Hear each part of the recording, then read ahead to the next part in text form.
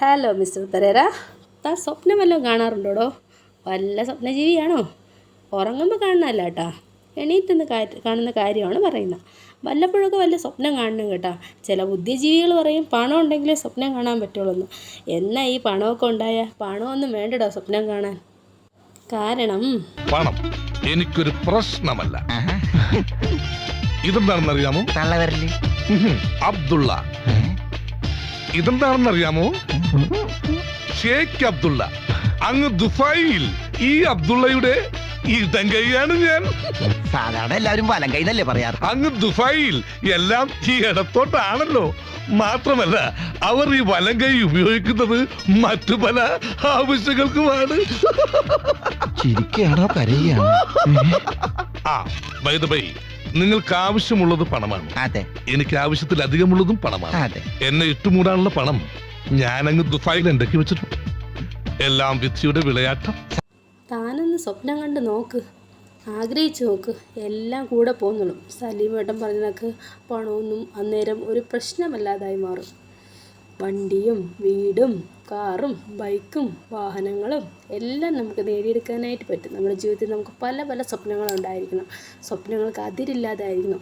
ഒന്ന് കിട്ടുമ്പോൾ അടുത്തത് നേടാനുള്ള ആഗ്രഹം, അടുത്ത് കിട്ടുമ്പോൾ അടുത്തത് നേടാനുള്ള ആഗ്രഹം. അങ്ങനെ സ്വപ്നങ്ങളില്ലാത്തൊരു മനുഷ്യൻ ഈ ലോകത്ത് ഉണ്ടാവാനേ പാടില്ല.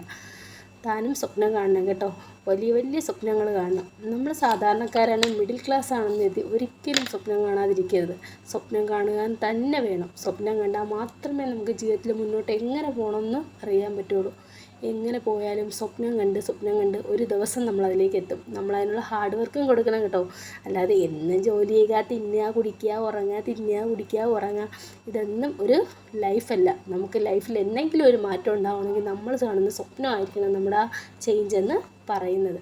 എപ്പോഴും നമ്മൾ സ്വപ്നം കാണുക, സ്വപ്നജീവിയായി തന്നെ ജീവിക്കുക. എനിക്കത് വേണം, എനിക്കിത് വേണം, എനിക്കത് നേടണം, ഇത് നേടണം, ക്യാഷ് ഉണ്ടാക്കണം, അവിടെ പോകണം, ഇവിടെ പോകണം, ഇതൊക്കെ നടക്കുമോ?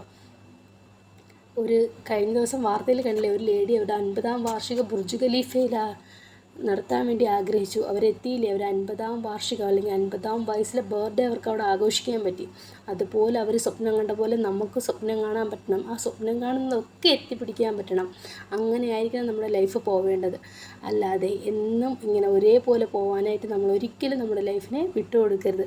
ജീവിതം ഒന്നേ ഉള്ളടോ, അതങ്ങ് ആഗ്രഹിച്ച പോലെ ജീവിച്ച് തീർക്ക്. അല്ലാതെ എന്നും കഷ്ടപ്പാടും വേദനയും ദാരിദ്ര്യവും പറഞ്ഞുകൊണ്ട് കിടന്ന് നമുക്കൊരിക്കലും വിജയിക്കാനായിട്ട് പറ്റില്ല. ഈ പണമെന്ന് പറയുന്നത് സെക്കൻഡറിയാണ്. നമുക്കത് നേടാനുള്ള കഴിവുണ്ടായിരിക്കണം, അല്ലെങ്കിൽ അത് എവിടെയാണെന്ന് നമ്മൾ കണ്ടെത്താൻ ശ്രമിക്കണം. അവിടെയാണ് നമ്മുടെ വിജയം ഇരിക്കുന്നത്. അപ്പോൾ നമ്മൾ എങ്ങനെയെങ്കിലും ആ സ്വപ്നത്തെ എത്തിപ്പിടിക്കാനായിട്ട് ശ്രമിക്കണം. അപ്പോൾ ശരി.